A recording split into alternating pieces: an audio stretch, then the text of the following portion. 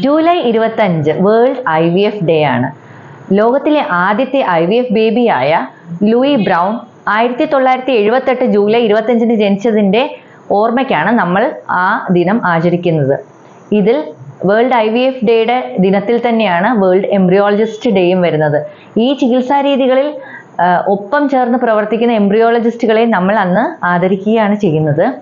ലോകത്തിലെ ആദ്യത്തെ IVF baby Luis brown ആണെന്ന് എല്ലാവർക്കും അറിയാം. ഇന്ത്യയിലെ ആദ്യത്തെ IVF ബേബി ആരാണെന്ന് അറിയാമോ?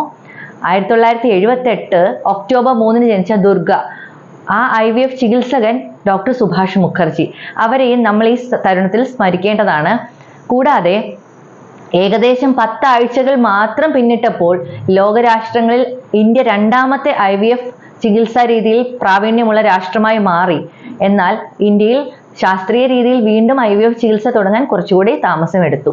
ഈ പ്രാവശ്യത്തെ IVF ഡേയുടെ തീം എന്ന് പറയുന്നത് celebrating innovations and hopes in fertility science എന്നുള്ളതാണ്.